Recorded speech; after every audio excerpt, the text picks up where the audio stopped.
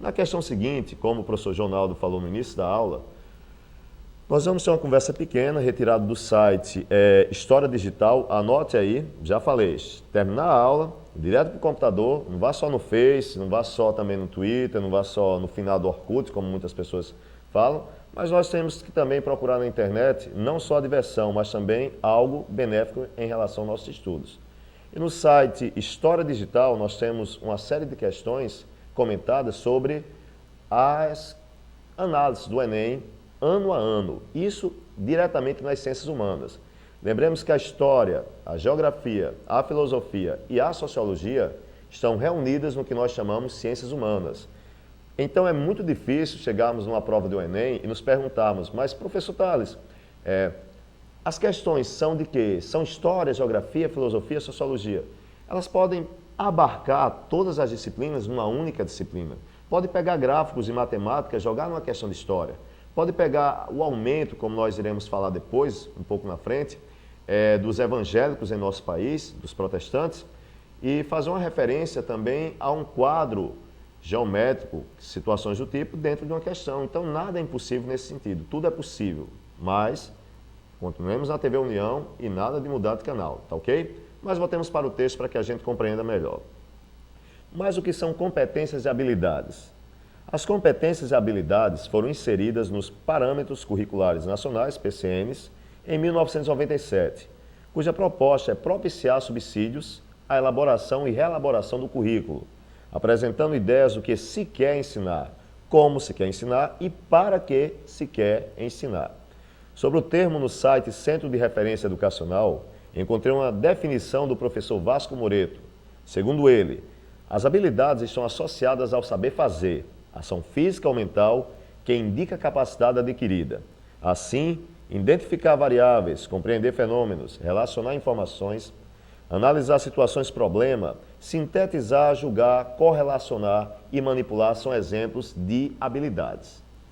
Já as competências são um conjunto de habilidades harmonicamente desenvolvidas e que caracterizam, por exemplo, uma função ou profissão específica. Se arquiteto, médico ou professor de química, reúne habilidades necessárias para exercer tal tipo de profissão. As habilidades devem ser desenvolvidas na busca das competências. Assim, o aluno deve desenvolver um conjunto de habilidades para alcançar a competência proposta.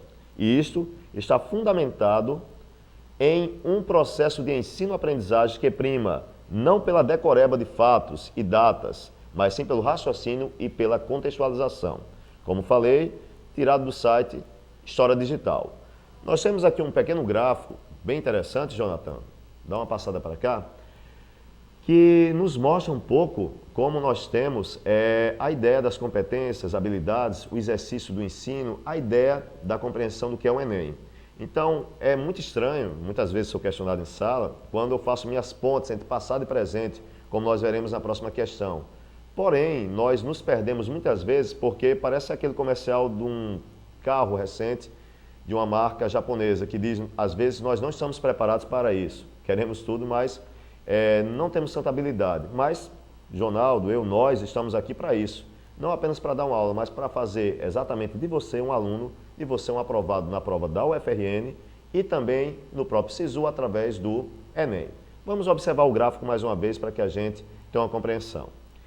Nele nós temos a competência a partir, Jonaldo está aqui do lado, professor Tales, é uma intersecção aqui, etc., um conjunto. Até nisso a gente consegue aprender a parte de matemática, história e outras disciplinas. Então nós temos aí os conhecimentos junto às habilidades e atitudes que formam exatamente as competências. E dessa forma, torna-se mais simples, claro, não ainda sabido completamente, já que o Enem desceu goela abaixo, mas queiramos ou não é nossa realidade, vamos embora, vamos para frente, que é o que nos tem reservado à frente e a partir dos próximos anos a própria UFRN. Então, baseando-se um pouco nisso, lembremos que todas as áreas de ciências têm suas habilidades e competências próprias. Então, pensando no Enem, vamos a uma questão sobre a competência da área 3, que é compreender a produção e o papel histórico das instituições sociais, políticas e econômicas, associando-as aos diferentes grupos, conflitos e movimentos sociais. E na habilidade 11, identificar registros de práticas de grupos sociais no tempo e no espaço. Jonathan, meu caro, quando nós falamos em prática no espaço e tempo, que parece para muitas pessoas que o espaço pertence apenas à geografia, mas não. O tempo e o espaço estão em todas as disciplinas, como também a forma de pensar matemática, química, biologia, etc., varia no tempo e no espaço. Vejamos a ideia da eugenia, como era feita na Grécia, fazer com que... Professor, o que é eugenia? É a prática de selecionar determinadas pessoas, grupos que supostamente se dizem ou se acham privilegiados para que não se misturem com outros. O Hitler fazia isso. Na época da sociedade grega havia os espartanos também. E quem quiser assistir um bom filme sobre o tema, assista Gattaca ou Gattaca. É excepcional. A galera da Champagnat recentemente assistiu. O pessoal do Overdose indicou também essa questão para que nós fôssemos discutir. Um abração aí para o Carlos André também. E o pessoal do Colégio Marista, as turmas que estão na Olimpíada também de História, com certeza o grupo das Três Mosqueteiras, o grupo também da Alta de Souza e dos Papagirimuns viram toda essa situação. Se eu falei que o espaço-tempo muda a forma de pensar sobre as coisas, sobre as pessoas, então, Jonathan, vamos ter uma surpresa em relação ao que vamos ler em seguida. Vamos à questão, para que a gente compreenda melhor. Vamos ao texto? Ok. Nós temos aqui dois textos relativos a homossexualidade. Mas, professor, homossexualidade no Enem, por incrível que pareça, o Enem pode-se contemplar tudo. E mais ainda, lembremos que o Enem não é uma ferramenta apenas de análise dos alunos, mas busca também inserir na sociedade conceitos como cidadania, conceito como bem-estar social, conceito como a questão da pluralidade cultural das mais variadas. Então, no texto 1 nós temos o seguinte: na Grécia e na Roma Antiga, era absolutamente normal um homem mais velho ter relações sexuais com um mais jovem. O filósofo grego Sócrates, adepto do amor homossexual, era dessa galera. Segundo ele, o sexo heterossexual servia apenas para procriar. Para a educação dos jovens atenienses, esperava-se que os adolescentes aceitassem a amizade e os laços de amor com homens mais velhos, para absorver suas virtudes e seus conhecimentos em filosofia. Após os 12 anos, desde que o garoto concordasse, transformava-se em um parceiro passivo até por volta dos 18 anos, com a aprovação de sua família. Normalmente, aos 25 anos, tornava-se um homem, e aí esperava-se que assumisse o papel ativo. Jonathan, só um tópicozinho para a galera. É incrível como as coisas mudaram. Lembremos que quando nós falamos na ideia da homossexualidade, nós não falamos apenas sobre uma ideia de opção sexual. Falamos também uma ideia ligada à religião, já que há religiões que aceitam, outras toleram, outras não permitem de forma nenhuma. Passamos um espaço-tempo onde homossexuais e outros eram presos, mortos durante a época da Inquisição. E vamos até os anos que vivemos hoje, o século XXI, onde muita coisa mudou, mas muita coisa ainda permanece. Vamos ao texto para que a gente compreenda melhor. Galera, foi fato sabido, tem poucos anos, onde dois militares que eram casados, lembremos que, Jonathan, é até importante isso, dá uma passadinha para cá. Super importante, legal, lembro da época que eu cursava Direito na UERN, infelizmente não terminei, mas não me arrependo nem um pouco, porque eu faço aquilo que gosto. Futuramente, quem sabe no IFRN, bombando com a galera também. Mas vamos pensar o seguinte: na época que estava cursando Direito, foi interessante que muitas pessoas falavam sobre o casamento entre pessoas do mesmo sexo, homoafetividade. Entretanto, o casamento que se fala não é dois caras com véu e grinaldo numa igreja ou duas mulheres, mas nós falamos na ideia de uma união cível, ou seja, professor, o que é união cível? É um contrato entre duas pessoas no qual o que é produzido, o que é construído por elas, é repartido. Então, simplesmente essa união é um acordo financeiro. Apesar de rolar também o lance do amor entre duas pessoas que, se Deus condena, etc., deixamos para que cada pessoa faça suas escolhas. E nós não estamos aqui para julgar ninguém, mas para ajudá-los e fazer com que compreendamos melhor a história, não só hoje, mas futuramente e sempre. Mas vamos ao texto para que a gente entenda isto. O general Adhemar da Costa tomou posse como comandante militar do Sudeste. Olha o que o cara falou sobre o casal. Joga ele na Vila Militar do Rio de Janeiro, vai morar na favela, entendeu? Manda o marido dele para o Rio Grande do Sul, separa logo esses dois, afirma em outro trecho. Em 6 de junho de 2008, 2 dias após a prisão em São Paulo, Laci descreve a tortura que sofreu, dentro de um carro oficial, no deslocamento do hospital para o presídio militar. fui muito esmurrado no estômago, saco plástico na cabeça, palmatório na planta dos pés. Laci ainda está tomando remédios com receita controlada por apresentar um quadro de depressão. O casal quer deixar o país para que a perseguição acabe e pede a punição dos responsáveis pela tortura e pelas perseguições e represárias. Jonathan, telespectadores, Jonaldo, amigos, todos que estão assistindo a TV União. É incrível, enquanto nós vivemos numa suposta democracia, enquanto nós vivemos em pleno século XXI, enquanto nós vivemos em uma sociedade que se diz pluri, não aceitar essa pluralidade. Pior, homossexuais, negros, pessoas com a carência financeira, judeus, prostitutas, diariamente são espancados em alguns locais mortos por pessoas que são verdadeiros imbecis. Mas lembremos, a sociedade ela vive seu contexto. O espaço sociocultural ele muda de acordo com as relações que existem dentro da sociedade. Desta forma, esses dois textos nos dão um arcabouço, uma base para que nós possamos responder a questão. E não apenas isso. Na Grécia, um dos exércitos mais temidos era o exército cor-de-rosa, não literalmente, isso não existia. Mas o exército de Tebas e o exército de Esparta tinham uma prática homossexual imensa e eram temidos extremamente.